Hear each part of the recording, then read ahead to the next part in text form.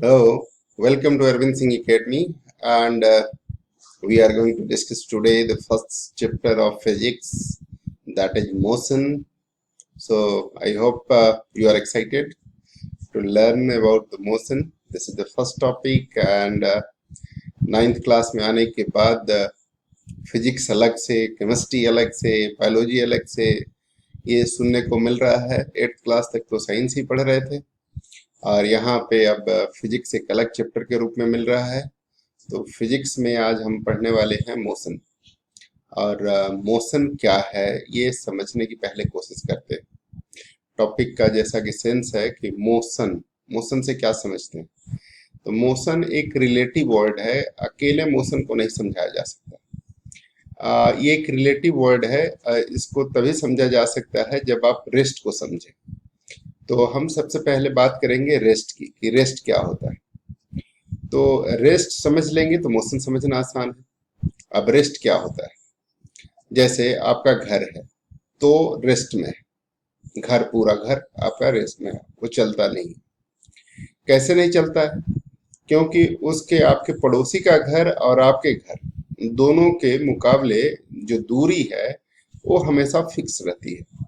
आज भी उतनी ही दूरी है, जैसे आपके दोस्त का घर आपका घर से 50 मीटर की दूरी पे है, कल भी 50 मीटर रहेगा, परसों भी 50 मीटर रहेगा, तरसों भी 50 मीटर ही रहेगा। मतलब समय बदलने के साथ स्थान में कोई परिवर्तन नहीं हो रहा है। Position is not going to change with respect to time, तो उसको हम रेस्ट में कह सकते हैं। लेकिन टाइम के रिस्पेक्ट में पोजीशन चेंज नहीं हो रही है, लेकिन टाइम के साथ पोजीशन चेंज नहीं हो रही है।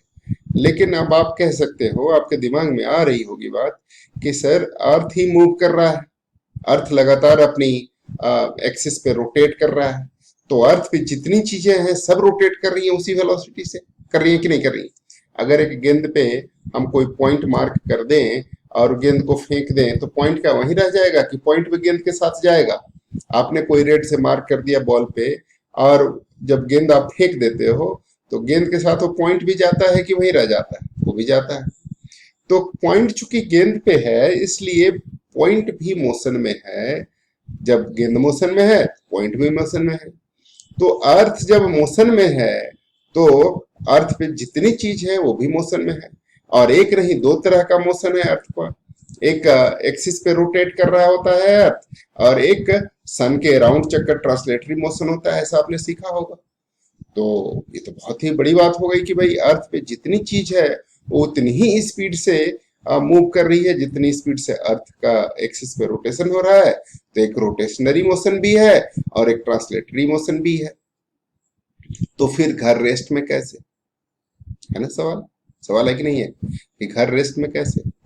तो हम ये कह सकते हैं कि रेस्ट भी तभी कहा जाएगा जब उसकी कंपैरिजन नियर बाई ऑब्जेक्ट से हो, with surrounding, with respect to surrounding.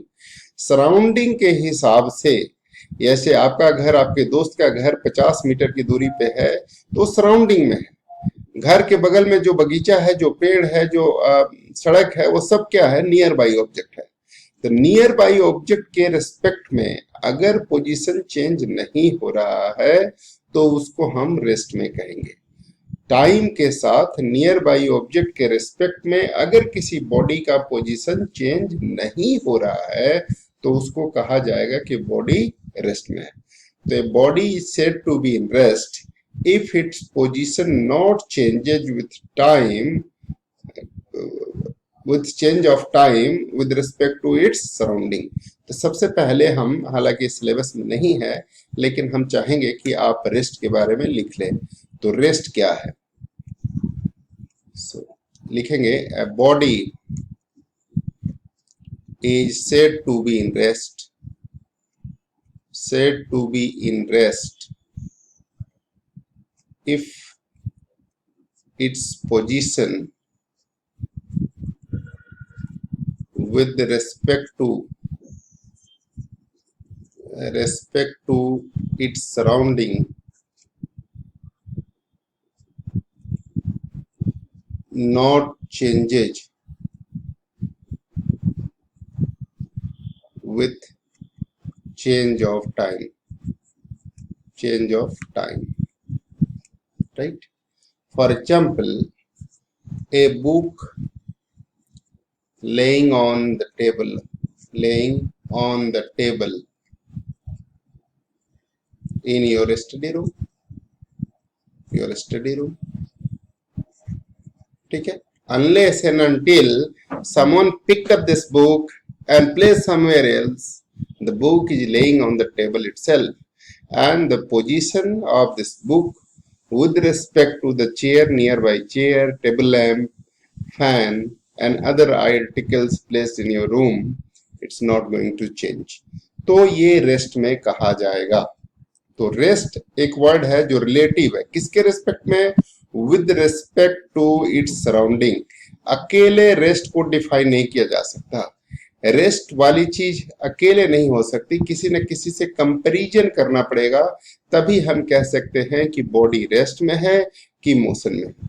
तो उसी तरह से बॉडी को भी मोशन में तभी कहा जाएगा जब बॉडी की पोजीशन टाइम के साथ लगातार बदल रही हो with respect to its surrounding, तो बॉडी को मोशन में कहा जाएगा, है ना? तो बॉडी मोशन में तब कहा जाएगा जब बॉडी की position with respect to its surrounding changes with change of time. लेकिन जरा सोचो बच्चों, हम बस में जा रहे होते हैं या ट्रेन में कहीं जा रहे होते हैं, दिल्ली से आप ट्रेन में चल दिए और पटना के लिए जा रहे हैं, दिल्ली से पटना जा रहे हैं, तो आपके साथ में जितने पैसेंजर्स हैं वो सब 24 घंटे तक, या अगर मान लीजिए जर्नी लग रहा है, आप 20-22 घंटे तो लगते ही हैं, तो 20-22 घंटे तक सारे पैसेंजर आपके साथ ही है, उसमें से कुछ भी चेंज नहीं हो रहा। तो क्या आप रेस्ट में हैं? नहीं, ट्रेन तो मोशन में है, और ट्रेन मोशन में है तो आप भी मोशन में हैं, लेकिन आप अपने को पैसेंजर के रिस्पेक्ट में आप रेस्ट में हैं।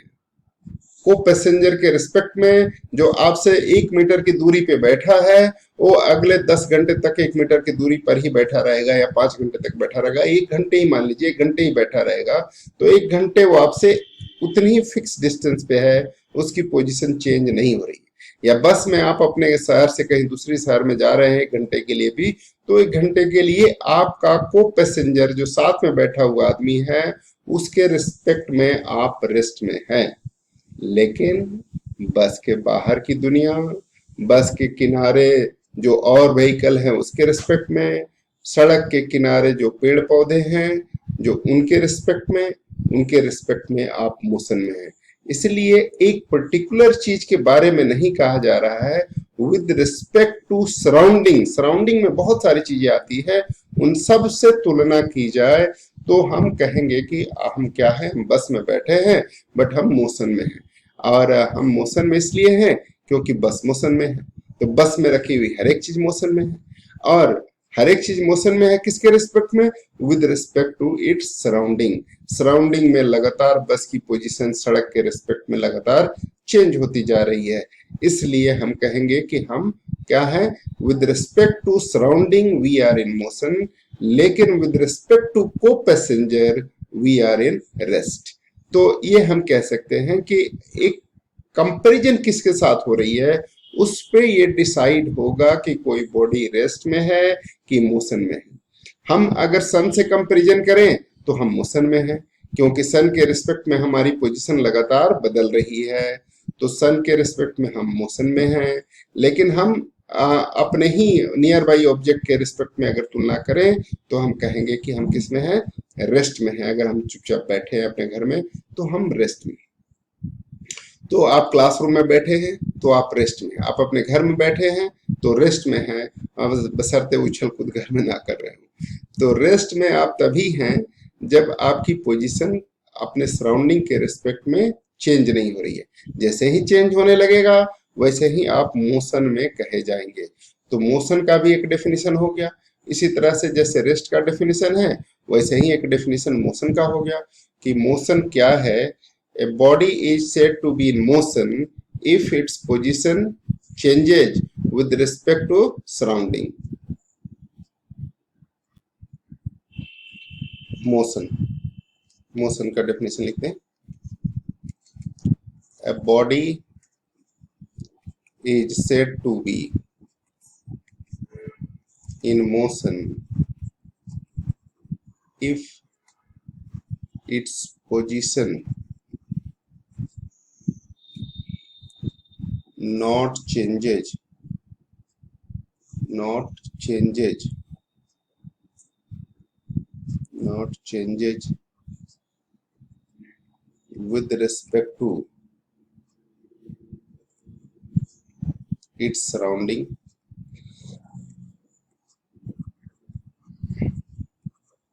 with change of time with change of time time हमेशा इंक्रीजिंग होता है, टाइम डिक्रीजिंग नहीं होता।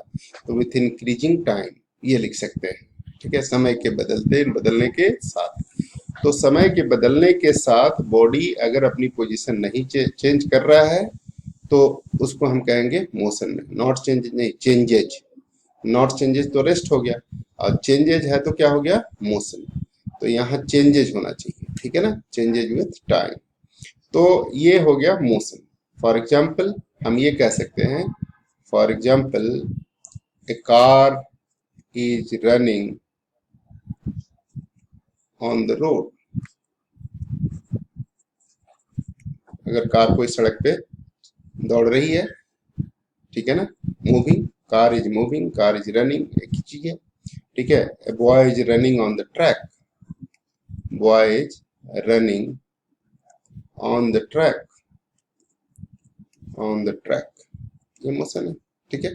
तो ये कंपैरिजन नियर बाई ऑब्जेक्ट के साथ हो रही है, तो उसको हम कहेंगे कि वो किस में है, मोशन में। तो मोशन तभी होगा जैसे आप चल रहे हैं, दौड़ रहे हैं, घूम रहे हैं, तो मोशन में हैं। चलिए इसको हम थोड़ा और बेहतर तरीके से सीखते हैं, कुछ एग्जाम्पल लेते हैं और दिखाते हैं कि मोशन में एक्चुअली होता क्या है, ठीक है ना। तो मोशन में आदमी चलता है तो क्या होता है, ये पहले सीख। ये देखें, ये बालक जो है ये अपनी पोजीशन के हिसाब से लगातार चेंज कर रहा है अपनी पोजीशन, इसलिए इसको हम मोशन में कह सकते हैं। अब इसकी दौड़ रहा है तो आप इसको क्या कह सकते हैं कि इसकी ये मोशन में है। इसकी पोजीशन देखिए, इसके रिस्पेक्ट में लगातार चेंज होती जा रही है, और पोजीशन चेंज होने की वजह से हम इसको कहेंगे कि ये मोशन में। ये देखें, ये कार जो है, आपको ऐसा लग रहा होगा देख करके कि ये कार जो है वो पेड़ पौधे ऐसा लग रहा है कि चल रहा है। ये भी कह सकते हैं कि पेड़ पौधे जो है ऐसा लग रहा है कि चल रहा है। और इस एनिमेशन में आप देख रहे हैं कि सड़क ऐसा लग रहा है कि कार भी चल रही है और पेड़ पौधे भी चल रहा है। पेड़ पौधे चलते हुए इसलिए दिखाई दे रहे हैं कि ये भी एक रिलेटिव मोशन है। रिलेटिव मोशन ये है कि पेड़ पौधे की पोजीशन भी कार के रिस्पेक्ट में लगातार बदल रही है, इसलिए उसको भी हम मोशन में कह सकते हैं विद रिस्पेक्ट टू कार। तो पेड़ पौधे जो सड़क के किनारे दिख रहे हैं ये कार के रिस्पेक्ट में मोशन में हैं, क्योंकि उनकी पोजीशन कार के रिस्पेक्ट में लगातार बदल रही है विथ इंक्रीजिंग टाइम। लेकिन पेड़ पौधे रेस्ट में इसलिए माने जाएंगे कि with respect to the surrounding nearby trees and soil and other plants, they are not changing their position with respect to time। इसलिए एक में ये खुद रेस्ट में दिखाई दे रहा है। आप यहाँ देखें कि ये पेड़ पौधे लग रहा है कि चल रहे हैं, और पेड़ पौधे चल रहे हैं इसका मतलब ऐसा लग रहा है कि कार चल रही है और पेड़ पौधे भी चल रहे हैं। ऐसा इसलिए लग रहा है कि विद रिस्पेक्ट टू कार इस पेड़ पौधे की पोजीशन जो है वो लगातार चेंज हो रही है, और पोजीशन लगातार चेंज होने की वजह से ऐसा लग रहा है कि पेड़ पौधे भी मोशन में हैं। आप ये सही भी है, कह सकते हैं कि पेड़ पौधे के रिस्पेक्ट में कार की पोजीशन लगातार बदल रही है, और पेड़ पौधे की पोजीशन भी कार के रिस्पेक्ट में लगातार बदल रही है। इसलिए दोनों को एक दूसरे के रिस्पेक्ट में यहाँ मोशन में कहा जा सकता है। लेकिन पेड़ पौधे मोशन में इसलिए नहीं है कि डेफिनेशन में है कि with respect to surrounding, with nearby trees and plants and other soil and every animals nearby, इसकी पोजीशन चेंज नहीं हो रही है, इसलिए हम पेड़ पौधे को क्या कहते हैं, रेस्ट में। लेकिन ऐसा देख करके यहाँ अपीयर आपको जरूर हो रहा होगा कि पेड़ पौधे भी क्या है, मोशन में। अब एक दूसरे तरह के मोशन देखिए। यहाँ पर आप देख पा रहे होंगे कि एक ऐसा मोशन है जिसमें लग रहा है कि अंदर से कुछ बाहर की ओर जा रहा है। ये क्या जा रहा है? क्या ये मोशन में है? यहाँ पे एनर्जी जो है वो ट्रांसफर हो रही है और पार्टिकल अपनी पोजीशन से वाइब्रेट हो रहा है और एक वेव का जनरेशन हो रहा है और इसमें भी एक जगह से दूसरी जगह तक एनर्जी का ट्रांसफर हो रहा है। तो ये भी मोशन में कहा जाएगा और इस प्रकार के मोशन को हम कहते हैं वेव मोशन। तो मोशन तरह तरह के हो सकते हैं। आपको ये देखना है कि वे हर एक मोशन में क्या बेसिक कैरेक्टरिस्टिक्स है कि उसकी पार्टिकल की पोजीशन अपने सराउंडिंग के रिस्पेक्ट में चेंज हो रही है विथ इंक्रीजिंग टाइम और नॉट। अगर with respect to increasing time उसकी पोजीशन चेंज हो रही है तो उसको हम रेस्ट में मोशन में कहेंगे। अदरवाइज अगर चेंज नहीं हो रही है तो उसे हम रेस्ट में कहेंगे। ठीक है, तो मेरे ख्याल से ये सारी बातें आपको समझ में आ गई होगी, है ना। तो इस प्रकार से आप देख पाए कि मोशन में क्या होता है कि बॉडी की पोजीशन जो होती है, पार्टिकल की पोजीशन, चाहे छोटा से छोटा बारीक पार्टिकल है जैसा कि वेव में आपने देखा, उसकी पोजीशन समय के साथ, टाइम के साथ चेंज हो तो हम उसको कहेंगे चेंज, तो उसको भी मोशन में कहेंगे। मोशन में कई बार मोशन स्लो और फास्ट हो सकती है और आप देखे होंगे कई बार बहुत ही ज्यादा तूफानी और विनाशकारी भूकंप आते हैं, हवाएं भी चल रही हैं, बहुत तेज चल रही हैं, अनकंट्रोल्ड लाइक हरिकेन जैसा आता है या बहुत ज्यादा जैसे सुनामी आ रहा है। तो इस तरीके का ये अनकंट्रोल्ड मोशन ऑफ पार्टिकल्स हैं, लाइक वाटर की पार्टिकल या एयर पार्टिकल हो या डस्ट हो या कोई लैंडस्लाइड होती है तो वहां पे भी होता है मोशन, या स्नोफॉल होती है तो वहां पे भी मोशन होती है। तो ये आप अपने एग्जाम्पल देख सकते हैं। कई जगह डैम बने हुए हैं, वाटर की मोशन होती है बहुत ज्यादा और बहुत तेजी से जब पानी गिरता है ऊपर से डैम से तो नीचे हाइड्रो इलेक्ट्रिक पावर जनरेट होता है। तो कई बार ऐसी तूफानी आप आंधी देखते होंगे या ऐसा कोई विंड पावर की वजह से कि पेड़ उखड़ के एक दूसरी जगह चले जाते हैं, घरों के छप्पर ऊपर से निकल जाते हैं। ये सब क्या है? ये ऑल जो है वो इरेटिक मोशन में आता है और इस तरीके का जो मोशन है ये अनकंट्रोल्ड मोशन होता है कई बार। तो मोशन कई तरह के हो सकते हैं। इस चैप्टर में हम इन्हीं सब बातों को बारी बारी से सीखेंगे कि मोशन कितने तरह का होता है और मोशन कब कंट्रोल कहा जाएगा, कब अनट्रोल कहा जाएगा, उनकी क्या क्या कैरेक्टरिस्टिक्स है। और इसके बाद हम सीखेंगे कि मोशन में जब पोजीशन चेंज होती है तो पोजीशन क्या है। सबसे पहले तो ये सीखते हैं कि पोजीशन क्या है। जैसे मान लीजिए कि आपका स्कूल आपके घर से 2 किलोमीटर दूर है। मान लेते हैं कि आपका स्कूल आपके घर से 2 किलोमीटर दूर है।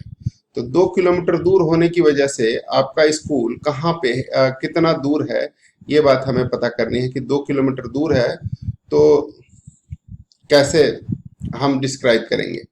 तो आपके घर से 2 किलोमीटर दूर है, इसका मतलब ये हुआ कि जिस पॉइंट पे आपका घर है उसको हम मान लेंगे रेफरेंस पॉइंट, उसको ओरिजिन मान लेंगे और उसके आधार पे हम ये डिसाइड करेंगे कि आपका स्कूल कितना दूर है या नहीं है। ठीक है, तो उसके आधार पर डिसाइड करेंगे कि स्कूल कितना दूर है या नहीं है। तो जो रेफरेंस पॉइंट होता है, ठीक है ना, जो रेफरेंस पॉइंट है उसको हम मान लेंगे ओरिजिन, उसको हम मान लेंगे ओरिजिन और उसको कहते हैं रेफरेंस पॉइंट और उसको कहते हैं ओरिजिन और उसके रिस्पेक्ट में हम आगे की डिस्टेंस को मेजर करते हैं। तो जैसे डिस्टेंस हमें मेजर करना हो तो मान लीजिए कि ये रेफरेंस पॉइंट है, तो अगर रेफरेंस पॉइंट की बात करें तो ये मान लेते हैं कि यहाँ पे आपका स्कूल है और ये आपका घर है। तो ये इसको कहेंगे ओरिजिन। ये एक्स एक्सिस मानी जाएगी, ये वाई एक्सिस मानी जाएगी। आपका स्कूल अगर यहाँ पे है, कहीं पर एक पॉइंट है जो आपका स्कूल है, मान लीजिए ये आपका स्कूल है, तो स्कूल यहाँ से आपके घर से कितना दूर है? तो आपके घर से स्कूल की दूरी जो है वो 2 किलोमीटर है। ये मान सकते हैं कि ये 2 किलोमीटर है। अब इसको एक डायरेक्शन भी देना पड़ेगा कि 2 किलोमीटर किधर है। अगर इस डायरेक्शन में होता तो हम कहते हैं कि ये 2 किलोमीटर एक्स एक्सिस के अलॉन्ग है, या उसको और ज्यादा बेहतर रिप्रेजेंट करने के लिए डायरेक्शन सेंस होता है। ये डायरेक्शन सेंस हो गया। तो हम इसको कहेंगे कि ये मान लीजिए कि ईस्ट है, ये वेस्ट है, ये नॉर्थ है, ये साउथ है। तो आपको डायरेक्शन भी रिप्रेजेंट करना पड़ेगा और ये बताना पड़ेगा कि हमारा स्कूल जो है वो हमारे घर से, ये जो आपका घर है ये ओरिजिन है, यहाँ से 2 किलोमीटर नॉर्थ ईस्ट डायरेक्शन में है। इस डायरेक्शन को क्या कहेंगे? North east. तो किसी भी पार्टिकल के पोजीशन को डिस्क्राइब करने के लिए हमें एक डायरेक्शन की भी जरूरत पड़ेगी। पोजीशन और डायरेक्शन दोनों चाहिए। ये हुआ, इसको हम कहेंगे नॉर्थ ईस्ट। इसी तरह से इसको हम कहेंगे क्या, इधर की ओर को क्या कहेंगे? North west. और इधर की तरफ को कहेंगे साउथ वेस्ट, इधर की तरफ को कहते हैं साउथ ईस्ट। तो ये एग्जैक्ट अगर 45 डिग्री के एंगल पे है तो इसको हम कहेंगे कि नॉर्थ ईस्ट डायरेक्शन में हमारा स्कूल हमारे घर से 2 किलोमीटर की दूरी पर है। और इस पॉइंट को हम क्या कहेंगे? इसको कहेंगे रेफरेंस पॉइंट। इसको कहेंगे, इस ओरिजिन को हम कहते हैं क्या? Reference point. रेफरेंस पॉइंट, जहां से हम रेफरेंस ले रहे हैं। 2 किलोमीटर कहाँ से है? कोई पूछेगा कि आपका स्कूल कितना दूर है, तो 2 किलोमीटर। 2 किलोमीटर कहाँ से? तो मेरे घर से। तुम्हारे दोस्त के घर से हो सकता है कि 1 किलोमीटर हो, तुम्हारे दूसरे दोस्त के घर से हो सकता है 500 मीटर ही हो, कोई तुम्हारा तीसरा दोस्त हो सकता है कि 5 किलोमीटर दूर से आता हो। तो जब तक रेफरेंस पॉइंट नहीं होगा तब तक हम बॉडी की पोजीशन को डिफाइन नहीं कर सकते। तो पोजीशन कैसे डिफाइंड होगा? Position of a body can be defined with a distance and direction both, है ना? डिस्टेंस भी चाहिए और डायरेक्शन भी चाहिए। तो position of a body is defined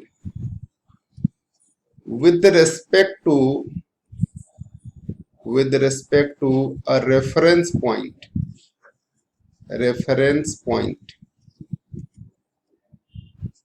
with magnitude यहाँ पे मैग्नीट्यूड क्या है? Distance. And direction with respect to reference point. Reference point. ठीक है। तो आज हम सीख चुके कि पोजीशन क्या है, मोशन क्या है, रेस्ट क्या है ना? और हम बॉडी को रेस्ट में और मोशन में जब तक किसी दूसरे बॉडी से कंपेयर ना करें तब तक नहीं कह सकते कि बॉडी रेस्ट में है या मोशन में है। एक ही बॉडी एक समय में रेस्ट में भी हो सकती है किसी एक बॉडी के कंपेयर में, और मोशन में भी हो सकती है किसी दूसरे बॉडी के कंपेयर में। जैसे अर्थ पे जितनी भी चीजें हैं ये सारी सन के रिस्पेक्ट में या मून के रिस्पेक्ट में क्या है? मोशन में है। लेकिन नियर बाई ऑब्जेक्ट के रिस्पेक्ट में रेस्ट में भी हो सकते हैं। तो इसलिए सराउंडिंग का भी कोई फिक्स डेफिनेशन नहीं होता। इसलिए कंपैरेटिव वर्ड है, जब तक कंपैरिजन नहीं होगा तब तक किसी बॉडी को रेस्ट में है या मोशन में है कहना मुश्किल होगा।